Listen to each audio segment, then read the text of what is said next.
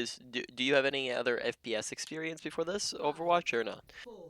Not at all. I mean, on console, yes, Uh-huh. but on computer, this is actually my first computer I built. So All right. yeah. And then, yep, I'll just be a minute or so while I'm looking for something to talk about. I've sighted the enemy.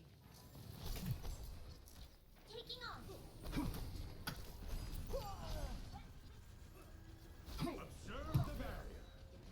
Okay, make sure every time that you're not you don't have anything to shoot at, right? You're not really doing anything. Basically, any lull that you're reloading. That way, you have all your ammo for when you actually need it. Gotcha. The objective is now active. Thank you. Assistance would be appreciated.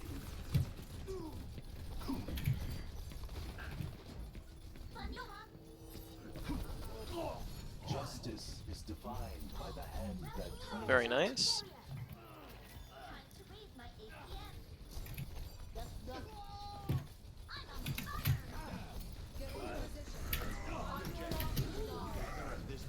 Alright, I think we might talk about positioning after this game is done, but we'll just go over that later. Gotcha. Yeah, that was another one of my things I was going to mention, is that I constantly catch myself and I'm like, why am I in this position? Yep. I require assistance.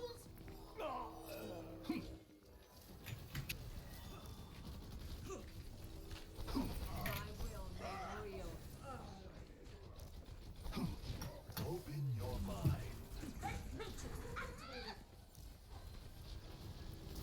This will heal you. Alright, so that was an audio awareness thing. Oh, and then a visual awareness thing. Alright, so that awareness is probably going to be another one that you need to work on. So that's going to be especially tough for a newer player. You need to get used to it. But awareness is just knowing what is happening around you. So, for example, there we had 2 awareness big mistakes where we got shattered because we didn't hear that Reinhardt was right next to us. And then we also got bombed because we didn't see where the bomb was, right? So we want to make sure that we are listening and keeping an ear open for footsteps, for ultimates, for abilities, for gunshots, right? And then we're also making sure we're paying attention for the things that are around us, right? And not tunnel vision on anything. Right.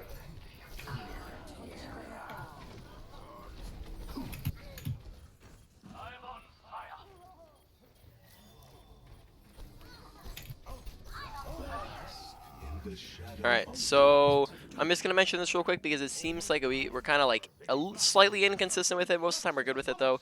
It's just giving you a second there so you can hear them. Thanks, man. Alright, so that's just another awareness thing, right? Just like, listening, turn up your volume if you need to, but also just actively be paying attention, right? Right. And then I'll continue on afterwards, actually. Maybe in between the rounds here. Alright, make sure we're looking to use your ultimate, right? When we don't want to hold on to our ultimate and never use it, right? If we never use it, it's never going to get any value. So basically, we hold on to our like there's certain ultimates in the game that we can look to like directly counter. So for example, Earth Shatter on the enemy team, the Reinhardt's ultimate, that's going to be a pretty powerful ultimate that you might want to like specifically hold on to your trance for. But if we know that he doesn't have it, then we can just trance whenever we see our team needs it, right? So anytime we're about to die, anytime our teammates are low, right, we just want to be looking to use it, right? But there we were about to die there, we probably could have tranced to keep ourselves alive, and we didn't. Exactly. Right, which just means that now we're about to end the round here, and we never got a chance to use it, right? So we probably could have just used it in the last fight and done good with it. So just make sure we're not holding it. Yeah, ults that aren't used don't get value. We just want to make sure we're looking to use it. Now, while we're in between rounds here, we'll talk about this real quick, is the difference between your left click and your right click, right? When to use each. It seems like we have like a decent grasp on it, though it seems like slightly inconsistent where sometimes we're messing it up. Is basically left click we're using anytime we can actively see somebody and shoot at somebody. So like anytime someone's in your line of sight and you can just shoot at them, left click's going to be more consistent damage. But anytime you cannot see somebody, so for example when you're pushing into a fight, when you're backing out of a fight, when you're low and you're ducking around the corner, when you're just can't see anybody, you're charging up a right click so that when you can see somebody, you get a nice big burst of damage into them, right? So sometimes that's a little bit inconsistent. And I'm also noticing like quite frequently we end up like kind of right clicking and then only firing like 1 or 2. Just keep in mind most of the time we're gonna want to get like a full like 5 orb going. You know, not all the time, but you know most of the time we're gonna try to just get all of that so we can actually finish off somebody. Gotcha. There is disquiet in your soul. The objective is Yep. I require Yeah, we have a couple things we'll talk about after the game's done here. darkness falls. suiting up. Touch from afar. Open your mind.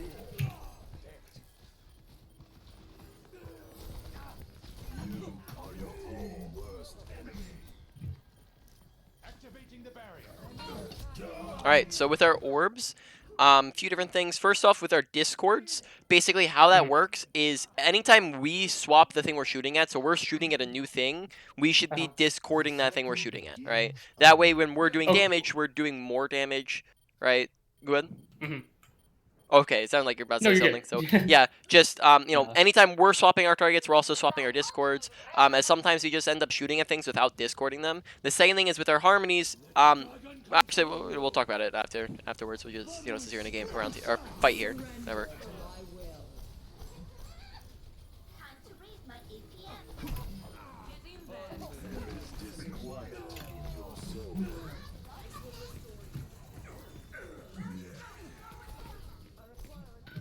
Right. Good job noticing him though. It was slightly delayed, right? We kind of didn't notice him for like a good like 3 seconds, 4 seconds. So we just want to be upping that speed at which we're like understanding that he's next to us. That way we can start shooting at him more, and then that's gonna stop us from dying as easily. Experience tranquility. Okay. Decently good trance to keep yourself alive there. Darkness falls. I am on fire.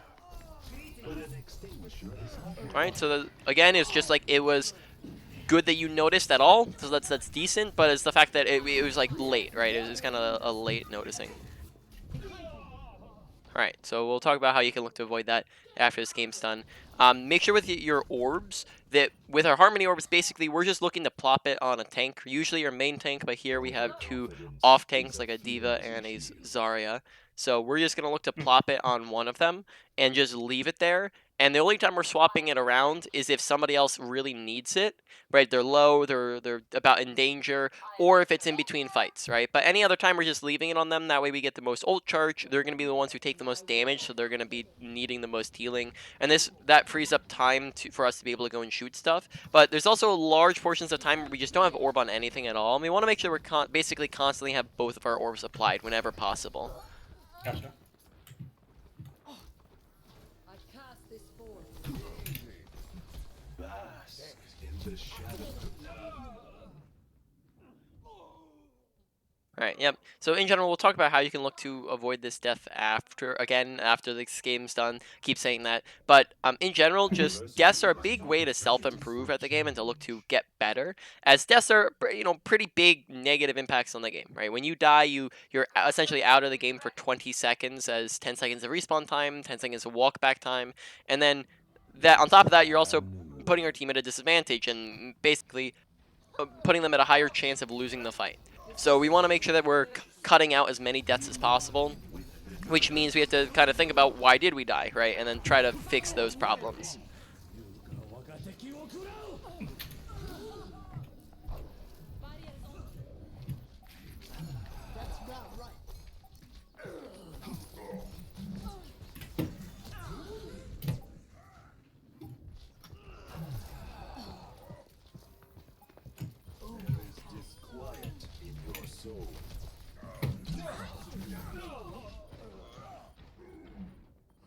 Right, another thing we'll talk about afterwards, but like just keep in mind that when it comes to improving off of deaths, right, there's kind of like 4 different categories that you can look at, right? The first step is to identify what was the mistake, right? What did we do wrong? You could have been out of position. You could have been had low awareness. You could have used your actually on Zenyatta you couldn't have used your abilities wrong, but maybe you could have tranced. And then the last one was like you could have played you could have been aggressive, more aggressive or less aggressive, right? So your aggression could be messed up. So those are just things to watch out for when you're dying. And then once we identify, like the first step is identifying the problem, right? Why did we die? The second step is identifying what was the solution. So if we, for example, if we're out of position, we have to think to ourselves, okay, where could we have been standing instead, right? We can do that like literally as we're playing, right? While you're dead, you can just think to yourself real quick, okay, that was bad positioning. I should have been standing here instead. Real quick, don't get into a queue because I'm going to be streaming over on Discord if you want to come go take a look at that. Gotcha. And we're going to go over a bunch of different things here. So first off, we're going to go over crosshair placement. Are you familiar with that term? I have. I watched a couple of videos and I. Hold on, sorry, I've got my. Sorry, my in-game audio is so freaking loud. Very good. I turn mine down when I play. So like I'm playing. I usually have this like 100, or right now I'm at like 20. Okay, gotcha. So good. So you're ready to continue? So Yeah, I'm so watching. you've heard of it and you've watched some videos on it. All right. So then I'll just do a quick just review over it, and then just just let you know that this is something that you still need to work on if you have been going over it. So basically just good crosshair placement is placing a crosshair in the best place possible to hit the most shots. So the first big step to this is placing your crosshair at head level, right? If we are aiming at body level, somebody joined my game. If we're aiming at body level, then that means, all right.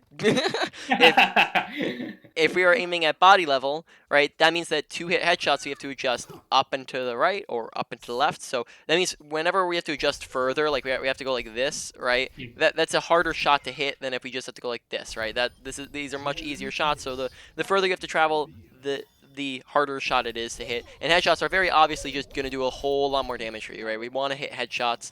And you'll also notice when we aim head level, this is also going to make our default shots. Like Zenyatta's a pretty spammy character. Let's say we're spamming down a corridor, or spamming into a team, or spamming as shields, right? All of our default shots, instead of hitting just body shots, like we're just turning this corner and we're just hitting all body shots, all our default shots now, if we're aiming head level, just turn around this corner and we're aiming all at head level, right? We're hitting all headshots because we're already aiming there, right? So it just basically makes headshots much easier to hit if we're already aiming there, right? Or yeah, head level. Exactly. And then second big step to this is making sure we're aiming where we know people are going to be. So if we know bots on left side, we're going to charge up a right click, right look top left, right. Oh, he walked out too late right there. We stop left. We're pre-aiming here right at the doorway so that when he comes out, right, we can very easily just right click him with very little adjustment, right? It was a pretty easy kill because we already were looking there, right? We know he's top left, so we're pre-aiming at head level here. We turn the corner, already aiming at his head, right? Now, here these guys are on a slope, so just like on a Torbjorn, we look a little bit lower. On a tank, we're going to look a little bit higher. On these guys, we're going to look a little bit lower, as long as this is going to kill them all. Right, so we turn this corner, right, and then we're already looking at their head, right? Now moving on to positioning stuff. So we'll go over this real quick. So if we are standing right here, right, and the entire enemy team is standing over there, right? This is going to be something that applies to most FPS games out there, as well as most characters in the game, right? There's a whole enemy team over there, and we're standing here.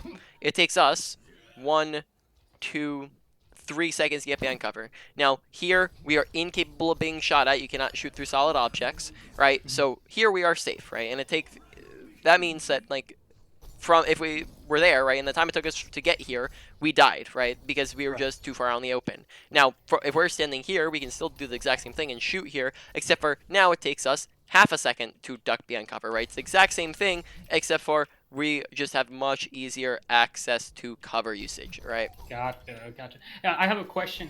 How often should I be looking for, like, to like shoulder peek like that? Like back and forth like this? Yeah. I guess the only time you do that is if you're like under like pretty extreme pressure. Like you can like if you want to. It's honestly not going to be something you use like too frequently in games. It's just something you can mess around with in in the training range, and then it's also something you can do in games. It's just going to be a little bit less it's not gonna be applicable all the time. It's situational, right? If you Okay. have a corner right next to you or an object right next to you and you're under a lot of pressure and you're still trying to output damage, then you can do this, right? Gotcha. And that's also only gonna work with characters that have like a delay in between shots, right? Right. Because otherwise we're just firing every shot into the wall. All right.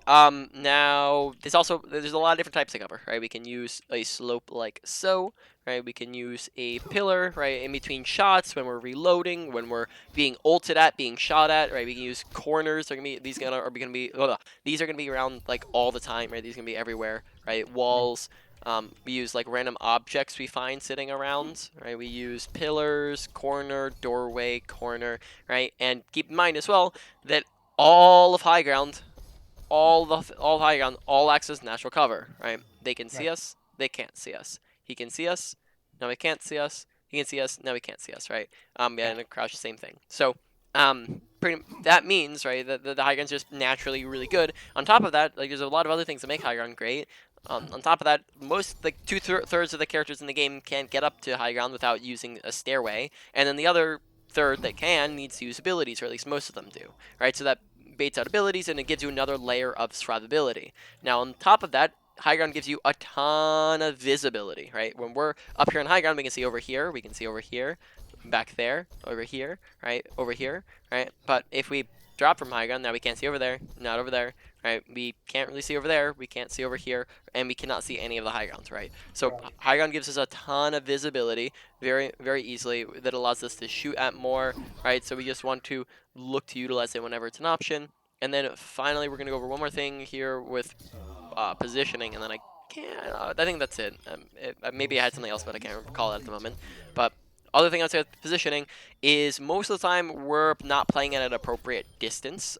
So two different things with Zenyatta is basically Zenyatta is a mid-range character, right? So Zenyatta is capable of playing at all ranges, right? He can play from far back here, right? He doesn't have any damage fall off, so he can do the exact same damage from back here. But he doesn't like to do that because of the fact that it's going to be a lot less accurate. When we're back here, we don't have a lowered sensitivity, we don't have a scope, and on top of that, they're a lot tinier back there than they are when they're right here on top of you, right? So Right. the further away they are, the harder shot it is to hit. Therefore, Zenyatta, though he can do this distance, doesn't like to be at that distance, right? Yeah.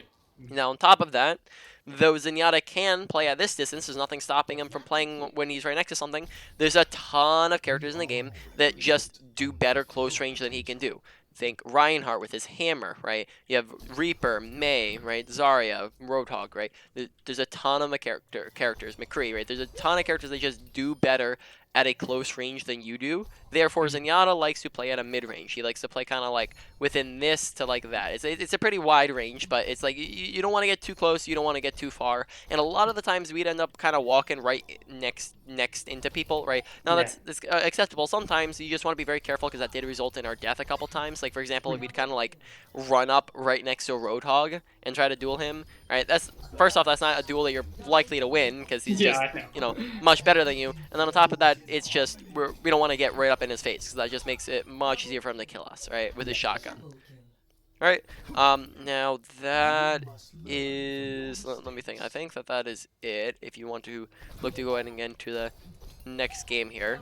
Gotcha. One more question before we start. Yep.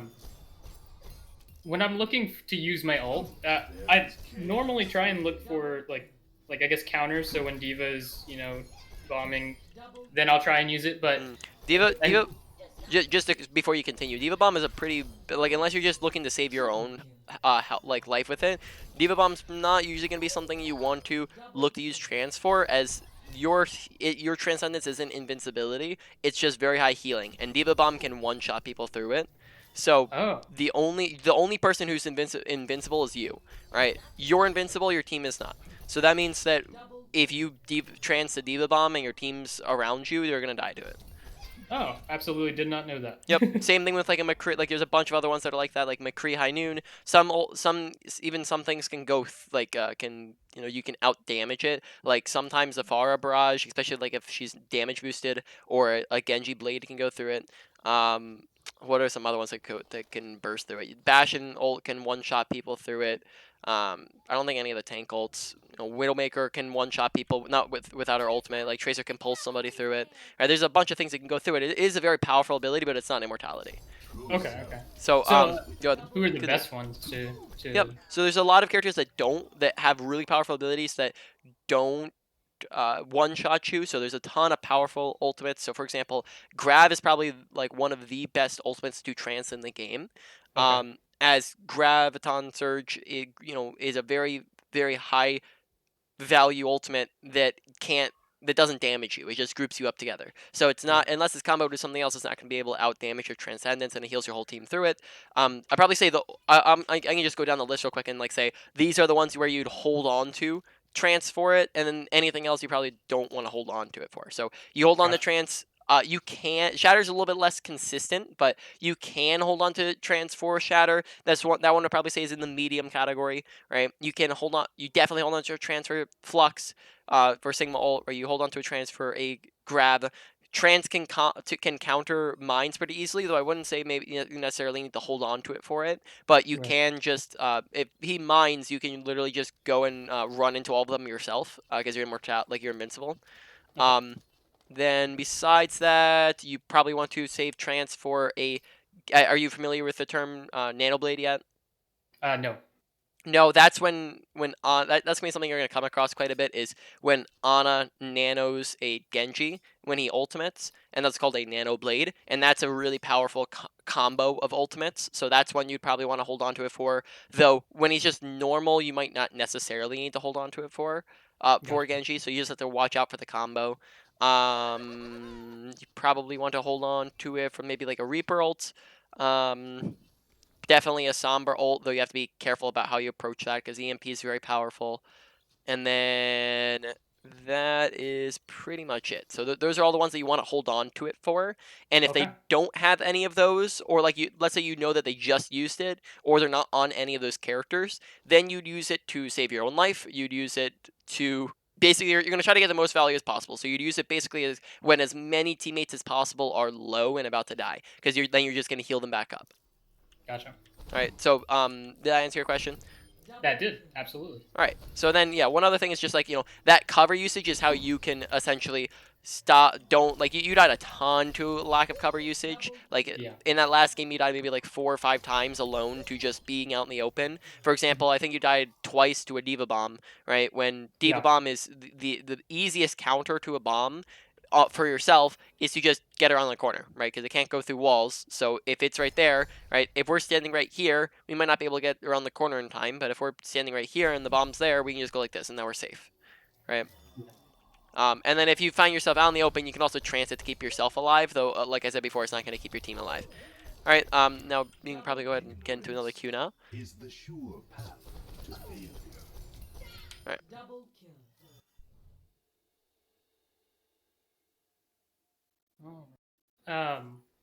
One question: Hmm? how do I talk? Change it back to toggle to talk? Because I had a So toggle is in like a push to mute yeah. on Discord or in game. On in game. In game, that's going to be in your options.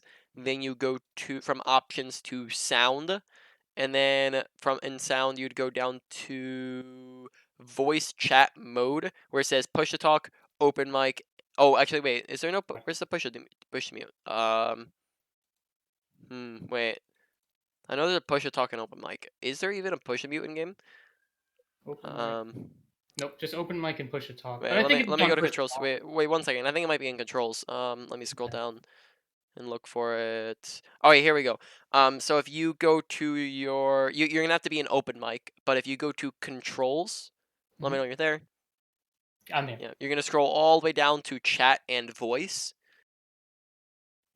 and then it's like halfway through, and then it's going to be voice chat toggle mic mute. Gotcha. Okay, so that's him. All right. Okay, cool.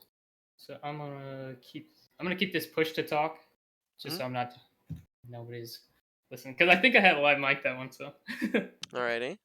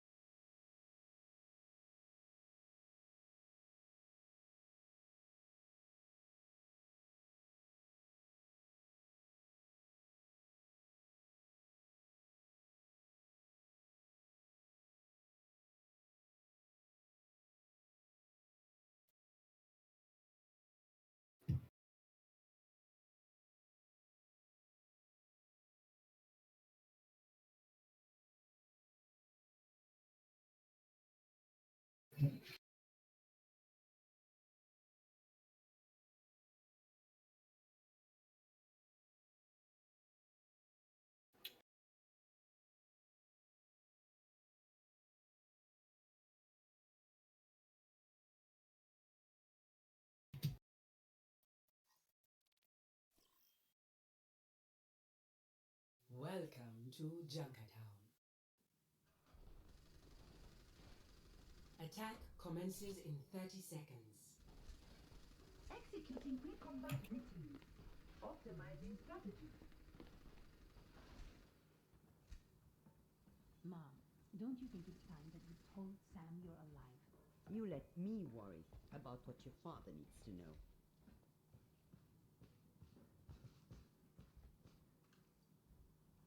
Five, four, three, two, All right. one. Attack commencing. Enemy Start the payload. I'll be watching your back. Be careful. accepting a number of circumstances.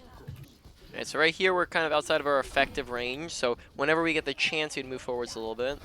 Gotcha. Also remember to reload whenever we're not shooting and stuff, right? That way we're not sitting at 2 ammo. Oh, shit.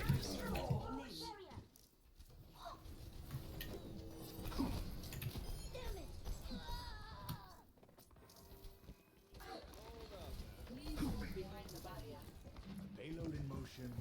Stay.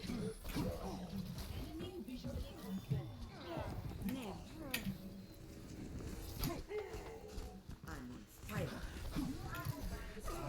Okay, audio awareness is definitely going to be something we need to work on, as there's a Reaper and a Hog right behind us there for a good 10 seconds, and we weren't really listening out for it. So we can talk more about how you can look to improve on that once we like after the game's done or something like that. The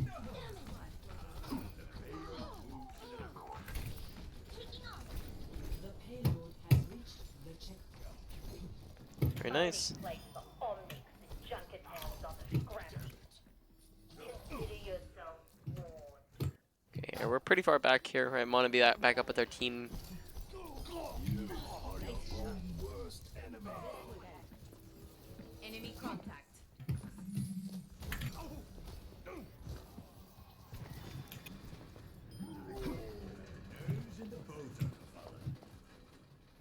Right, on their team, do they really have anything that we need to hold on to trans for? Let's see. No one can hide from my sight. Soldier. Yeah, I'd probably say it's whoever Ana nanos would probably be the big thing to go for. But honestly, they don't have too much that you would need to worry about. So if you see a situation where you need it, then go ahead and use it. Gotcha. Like right now. Yep. The payload has reached the checkpoint. It's hand. All right, reaction's a little bit slow. So again, audio awareness. Gotcha. So that's looking like a biggie.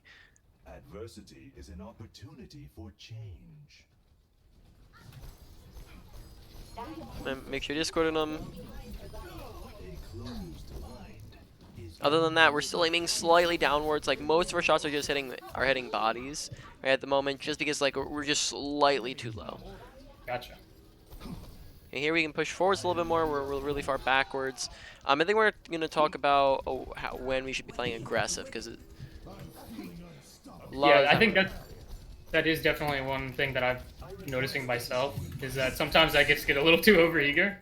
Oh, you're 1 HP. Oh, Get oh, back shit. in the fight. my Yeah. systems are restored. Thank you.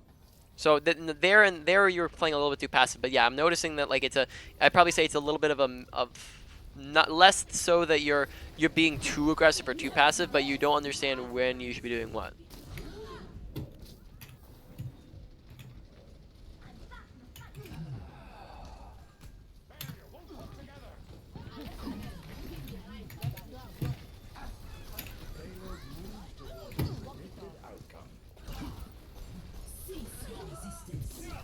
Oh, so we kind of like looked back and checked, but the Junkrat was still there, and we didn't really acknowledge him very much. So it kind of looked like we checked, but then didn't even like, notice him there, right? And then on top of that lack of awareness again gets us killed, because then we don't see his death mines, and he gets us, right? Exactly. So again, a lot of awareness things that are resulting in deaths or resulting in mistakes, right? So we just want to be aware of our surroundings, Here, you probably, when you see that the cart is that far ahead, you probably could have gone bottom left to get back faster, rather than taking the long wraparounds.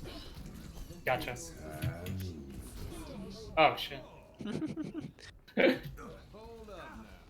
Yep, so audio awareness is really, really, really going to be a massive one because it's gotten us killed many, many times so far here. Yeah. The outcome is not preordained.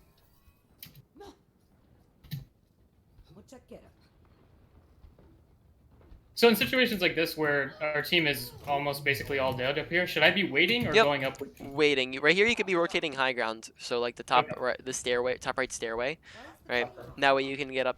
That way you can get up to the high ground above you. You just have to be careful because there are going to be other people there, so you have to watch for the enemies.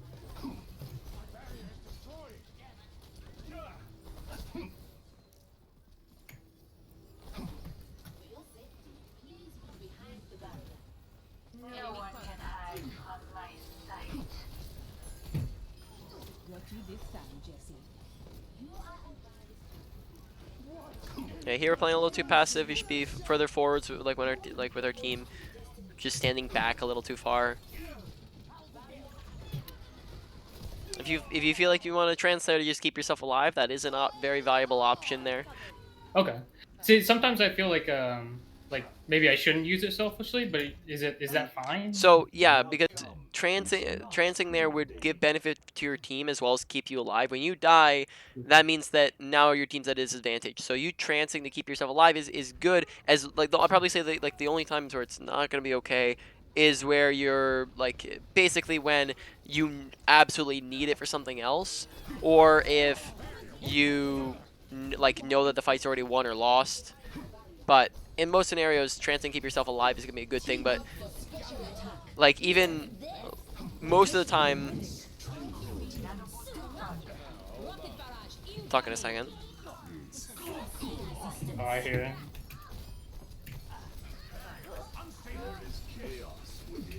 See, I'm being too aggressive. Yep, a little far forwards there. You can just stand right behind the cart there, instead of like pushing all the way past it. Gotcha. I get the scords.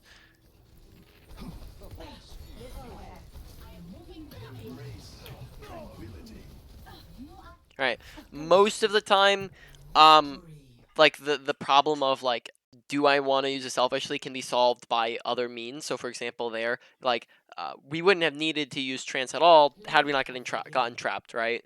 We wouldn't Right. need to use trance at all to save ourselves from a bomb had we not been out in the open, right? So you'll find a lot of the times where Yep, a lot of times where you find yourself dying and wanting to use trance is when we could have been using something else to keep ourselves alive anyways.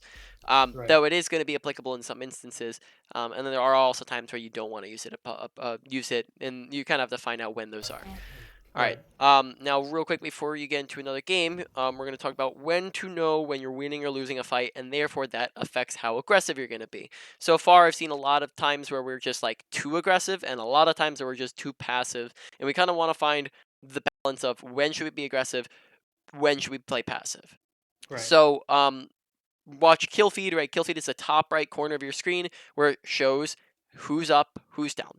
When we see that we are up 1 to 2 people, that is an advantage. When we have an advantage, we can play more aggressively. That doesn't mean that you go all the way, like if we're talking about a meter here, you wouldn't go, or scale, you wouldn't go all the way up to 100 and just run into them because then you're just going to die, right?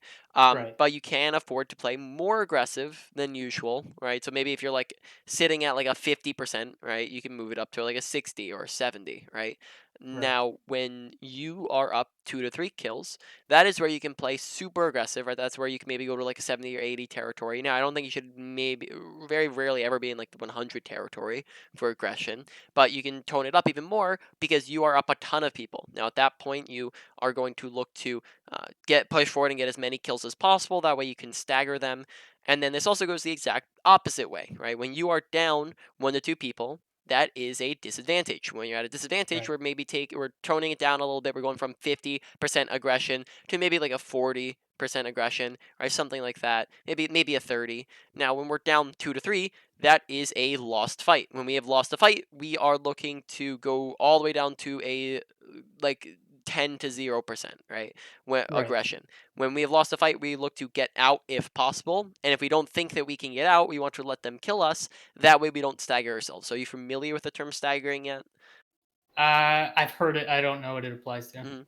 So staggering is basically anytime you die super late.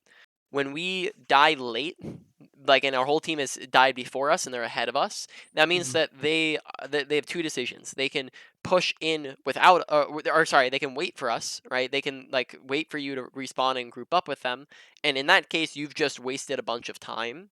And Right. if they don't, then that's even worse, and they're going to be going in without you. And like we just discussed, now they're going in at a disadvantage, right? And sometimes this can it can also form into a stagger train where, let's say that you staggered, and then your team also like someone else walks in on their own, right? Walked into a fight where it's a 1v6, and then they Right. stagger, and then the next person staggers, and it just keeps going 1 by 1 or 2 by 2, right? And it just keeps going in a circle, right? That's called a stagger train, and that starts sometimes by you staggering. So we want to make sure that you're not staggering by like getting out if possible, and if you don't think that you're going to be able to get out, then you let them kill you so that you're not dying late, right? Gotcha. And then you also want to, like I said before, with the aggression, you want to push forward so that you can make that happen to the enemy team. You want them to stagger. All right. Gotcha. Okay. So you can look to go ahead and queue up again. I think we have time for like maybe 1 or 2 more, and then we're gonna do a for the last 10 minutes. We're gonna do a quick review everything we went over, and then main points, and then a kind of a wrap up. Gotcha. Sounds great.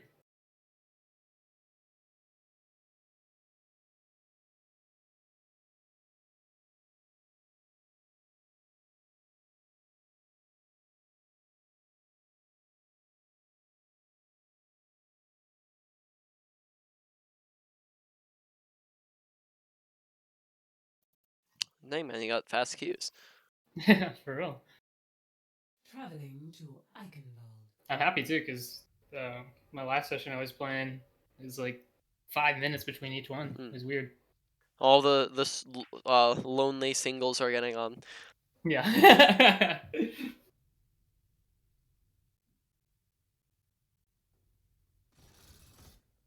Control link established. Rolling out. His weapon. His patience. Attack commences in 30 seconds. And at the start here, I normally try and keep Harmony on, like, if there's a Ryan, I'll give it to him. Is that normally good, is to give it to the tanks? Yeah, usually, like I said before, most of the time you're putting on your main tank as they're going to be taking most damage. In this comp, that honestly, you could literally put it on like anybody and be good. Okay. Because I'd probably say not Reaper, but Ball, Ryan, and Pharah Mercy can probably take care of. So I put it on Ball or Ryan and just leave it on Ball or Ryan. Gotcha. But what you could do is just like whichever one is getting aggressive. So if Ball's going in and around them, or whichever one needs healing, right, more, you just put it on them. But then most of the time you're gonna want to leave it on them or default it back to them, so that you're able to, do more things and not worry about it.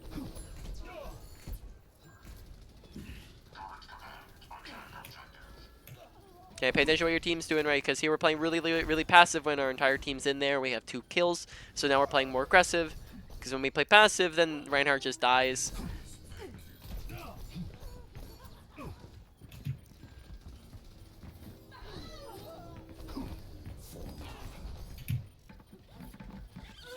Taking the objective. If it lives, I can kill it. I'm on fire. If it lives. Looks Objective A captured. Escort the payload. there is chaos within you. I'm out in the open again. Open your mind. This doesn't lead anywhere, by the way. Oh, it doesn't? Okay, good. It just leads to above the point there. Gotcha. Make sure you're reloading, right? Just anytime you get the opportunity, it's just a good habit to build up. Not going to get you up all, massively make you better, though. Cease your resistance.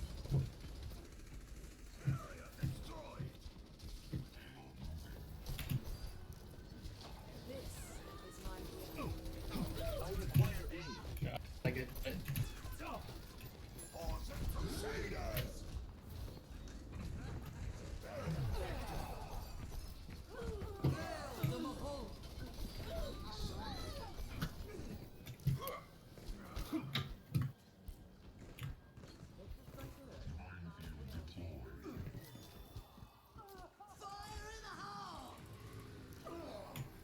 Experience tranquility.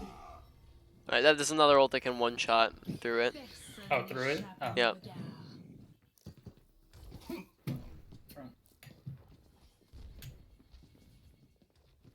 Okay, so when I'm in this position, should I go try and get up here? Yeah, you should probably be on the high ground whenever you can, but just keep in mind that there are other people that can test you.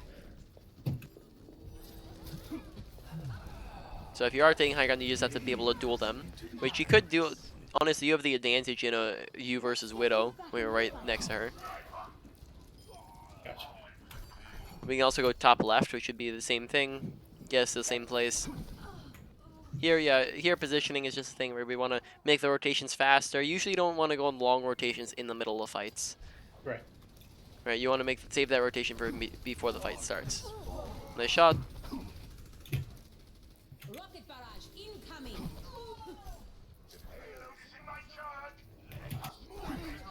Be one with the universe.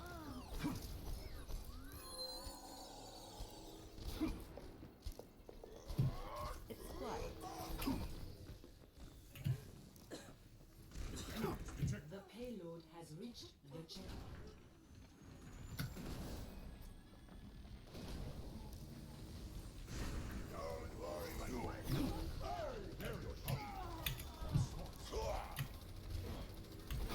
There is disquiet in your soul. Alright, still a whole lot of body shots. I just want to kind of hammer in that that's a pretty important thing. It's just hitting headshots.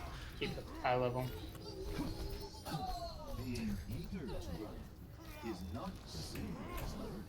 Okay. Make sure we're paying attention to critical HP people, right? I said to leave it on the tanks, but when people are critical, that is a time where we're swapping it over to other people. And there's been a couple times where we've had teammates that are critical just kind of standing next to us, and we, never swap the orb over. So just make sure we're looking to do that, and we're paying attention to their health bars and when they need healing. Oh, try not to walk into that. Assistance would be appreciated.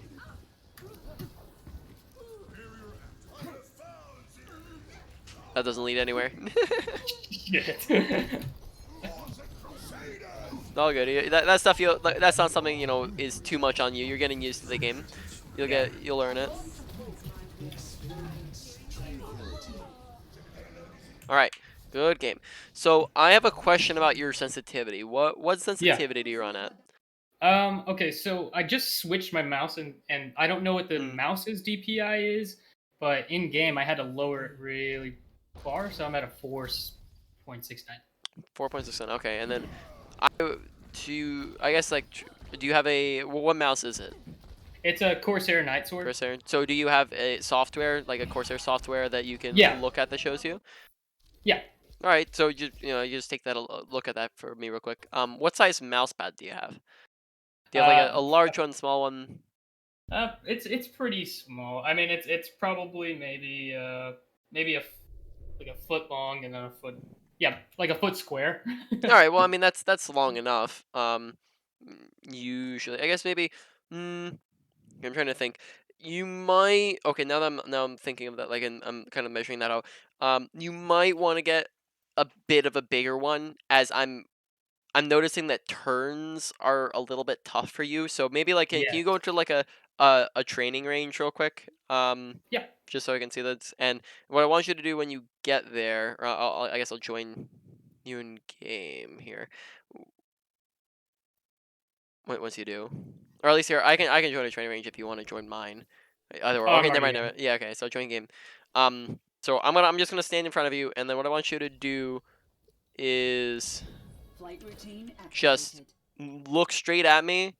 Put your mouse on the left side of your desk, or of your mouse pad or whatever. Sorry, your mouse on the left side of your mouse pad, and then drag it all the way to the right side of your mouse pad. Okay, gotcha.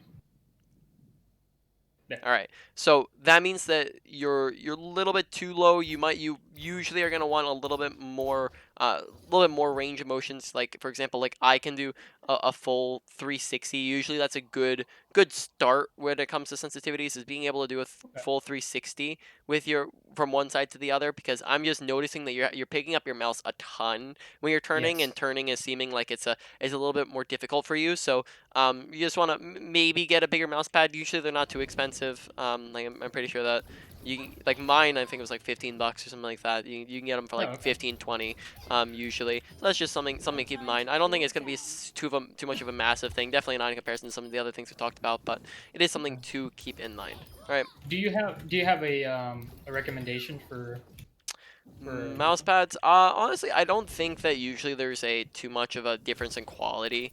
I've never really felt too much of a difference. Like the one I use right now is just like a funny. It's like a Rick and Morty custom one that's like that I got like off of Amazon for like Christmas or something like that. So it's like, it's not like super high quality or anything like that. And I don't think there's really much of a difference in quality most of the time.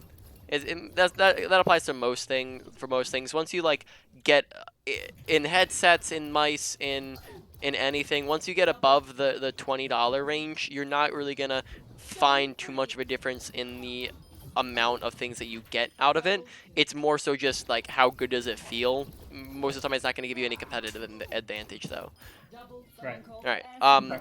So now we can move on to the wrap up here. So one thing I'd like to talk about with awareness, and since that seems to be a big thing a lot of the times here, and I guess I don't necessarily need to stream here, but actually, I'll stream if you want to take a look, and then Yeah, definitely. that way we can just go over everything we talked about. So awareness real quick, right? So awareness can really sometimes seem like a pretty difficult thing to apply, right? It might like it's a little bit more complicated than knowing when to orb or knowing when to trance or some stuff like that, or knowing where to position, because it's using your eyes and ears more, right? And that sometimes can it seems like a really simple concept, but how do I do that?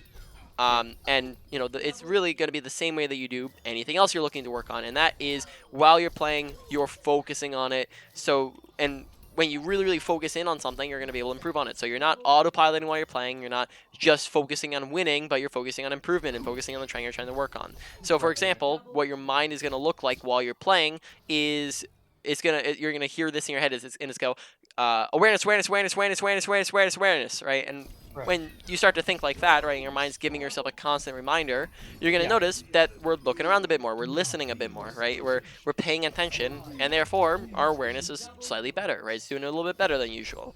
And when that keeps up, right, and you do that consistently, that forms a habit, and when it forms as a habit, you no longer need to put in the same effort or focus or reminders to yourself, right? And that means that you can put that same effort and reminders and focus into a different thing that you're trying to work on, right? Now, Absolutely. don't try to do that with everything at once, because we talked about a bunch of things, right? That's going to get overwhelming real fast. Instead, focus on kind of one category or 1 to 3 smaller things, right? Just not everything all at once. Gotcha. Right? So now on to the the review. So starting with our abilities, right? Just make sure that we have our Discord on the thing we're trying to shoot at, right? We're just reapplying it to anything we're trying to shoot at. And keep in mind, when it comes to abilities and orb placement, we can be applying these while we're shooting, right? We can just be doing this in the middle of shooting, even our harmony orbs. We can just do this real quick and still be shooting, right? We can just flick over real quick. There shouldn't be too much of a delay in between this while we're still shooting at people. And you just be constantly shooting, right? That's another thing to keep in mind, is that we should basically always try to be outputting damage and doing things. That's how we charge our ult fastest. That's how we get damage out, get kills in. We're just a very spammy character. And now on top of that, just make sure we constantly have Discord applied whenever we can. Harmony Orb, make sure placing it on the things that are going to benefit the most from it. Usually that's going to be your main tank. But it can also be some other targets, for example, if you don't have a Mercy for your Pharah, that could be pretty good, right? But most of the time it's just you're gonna plop it on your main tank, and then the only time you're swapping it around is when somebody else is low and needs healing, or if the fight's over and you can just heal up some other people real quick, right? But this frees up time for you to be able to shoot at stuff and do other things. But you also want to make sure you're paying attention to when are people low, because that was a big awareness thing that we needed to pay attention to, right? Transcendence. Make sure that we're not holding on to it and never using it, right? You're using it in specific instances, right? So we need to pay attention to what can trans counter and what can it not counter. We discussed all the things that it can't really do anything against, right? So just make sure that we're not unless we're just trying to save ourselves from it, right? We can't really stop a bunch of one-shot abilities from hitting our team and ultimates from hitting our team. So just keep that in mind, as well as what ultimates can I stop, right? And can I counter? Other than that, a lot of the time you're going to like if you don't have anything you're specifically holding on for, you're using it whenever you see a bunch of people on your team are critical, right? And you're using it to save them. Sometimes it can be one person, but a lot of times you can also just heal that person up normally you on your team. But if you see they're in danger, that can also be a good thing to do. You can use it to bail yourself out from dying, but preferably you wouldn't be in that situation in the first place, right? Right. And then don't do it, don't ult in fights that are won or lost, and look to just make sure we're using it, properly. All right, so moving on to mechanics. So mechanics and shooting at stuff. Make sure that we are aiming at head level, right? This makes for easier shots. We hit a lot of body shots, right? Very few headshots, and we want to make sure we're aiming head level so that we can hit more headshots, and we're trying to keep it there. It makes more default shots, as well as making sure that we're aiming where we know people are going to be, so we can hit base shots a lot easier and be able to do it. So just keep good crosshair placement. On top of that, understand when to left click and right click, right? We left click when we can see people. As soon as we can't see them, then we're right clicking. All right, that way when we can burst them down real quick. But if we can actively shoot at people, left click is going to be more applicable, as it allows you to burst down people faster, or not burst them down faster, but it's gonna be more consistent damage. All right. Now that is pretty much it with our shooting. Now positioning. If we are standing here, right? This is bad positioning. We're standing over here. This is good positioning, right? Good positioning is the usage of cover. Bad positioning is the absence of cover. So make sure we're using good cover usage, right? It's all over the place. So just look around you and make sure you're standing next to it. That's going to stop you from getting high noon. That's going to stop you from getting bombed, right? A good thing to think about is if every single, and this is like a cool little thing to try to, like, kind of I don't even know what to call it. So I'm just going to continue on saying it. I don't know what I'm talking about. If every single member of the enemy team was a high nooning McCree, would we survive, right? Or if every single member of the enemy team was a bombing diva, would we survive, right? If we could, then that is really good positioning. If we couldn't, then that maybe is something you want to work on, right? In getting to better positioning. Now, it's not good. I said gotcha. Yep, and it's not always gonna be perfect. Like for example here, like I can't really do this. Let's ignore these guys because usually they're not gonna be that split up. There's like too many people here. But let's say like they're just all on point over there. If we're standing, over here, right? Yes, some of them are blocked off, but not all of them, right? But like if we're standing here, we have the option to get on cover very fast, right? Therefore, we're gonna survive if they start shooting at us, right? Now, if we're standing, in the open, we're gonna die, right? If they also are high nooning at us, we're dead. Yeah. So just make sure we're paying attention to that. Take high grounds whenever it's an option. High grounds are fantastic positioning, and then also make sure we're sticking in medium range on Zenyatta, not too close, not too far. Right, and now we're moving on to awareness / and then we'll add an aggression to that, right? Awareness / aggression. So there's a lot of different types of awareness. So let's just go down the list. First off, I don't think that we have any trouble with HUD watching, so really good there. Just make sure we're reloading constantly. That's a good habit to get into. So that's really the only thing. Is just anytime we can't really shoot at anything, we're just reloading it so that when we can see stuff, we actually have all the ammo. Right. Now moving on to kill feed. Right. Make sure we're paying attention to kill feed. This is the one that affects your aggression a lot, as well as where your team is positioned. When we are up 1-2, that's an advantage. Down 1-2, disadvantage. We play aggressive or passive accordingly, and just not you're not going to tone it up to 100% or down to 0. When you are up 2-3 or down 2-3, that's a won or lost fight. Now, no ults in a won or lost fight, right? And then on top of that, look to get super aggressive or get out if you can. And if you can't, look to die, right? That way you're not staggering yourself, and you can look to stagger others, right? Again, most of the time you're not going to go out, you're not going to get 100% aggressive, and you're not going to get 0% passive, but you're going to look to tone it down a ton, right? Now moving on to other awareness. Big one was audio awareness. We had a ton of times where we would just have somebody like right next to us for a good 5 seconds, maybe sometimes even 10 seconds, and we just wouldn't notice them when they were actively shooting at us. So pay attention, because there's a lot of different indicators when you're taking damage. Right. You'll notice that when we're taking damage, that you see, actually can you see it on the bots here? You'll notice that when you're taking damage, you see, oh, it doesn't show it on. Oh no, it does. Okay, so notice that when you take damage, look right next to our crosshair. It's going to show us which direction the damage is coming from, right? Oh, okay. Okay, so you have that indication. You have your whole screen shaking. You have, look at the top, when you're low, you see all around your screen. You're going to see as well the direction of which it's like look at the little blue marks there at the top right corner of your screen here, right? You see you're getting kind of damage there. So that's usually going to be red. I don't know what's blue here, but usually it's red, right, when they're shooting at you. And that's going to, again, tell you that first off, you're being shot at, to which direction it's coming from, right? On top of that, you have your audio awareness, where you can hear listen for footsteps, listening for gunshots, listen for ultimates, listening for abilities, right? All those things you just want to pay attention to, right? On top of that, we see your health bar going down, right? So when we're being shot at from behind, or we hear people ulting, just make sure we're looking around us and we're paying attention to those sounds, because we died quite a bit just from that one awareness thing of not knowing that people are next to us, right? Right. Now, on top of that, pay attention to health bars. This is going to allow us to know when to heal our teammates. And then finally, the last thing is make sure you're paying attention to... Actually, two more things. Make sure you're paying attention to where our team is and where the enemy team is, right? Because that dictated a whole lot, right? We just make sure we're paying attention to where our team is, where the enemy team is. That's going to allow us to be more aware when people are flanking us. That's going to allow us to make better aggression decisions, right, when we understand where people are at. Last thing is paying attention to team comps, right? We want to pay attention to team comps so that we know what, especially like our team comp and enemy team comp. Team comps are always going to dictate how we're playing. That'll get more, I'm not going to go too complicated for now, but it gets real complicated the higher up you go in rank. But for now, just know that you need to be thinking about who we're trancing for, right? So if we pay attention to team comps, that's going to allow us to tell ahead of time, we're trancing for this, we're trancing for that, right? Gotcha. So now, main points.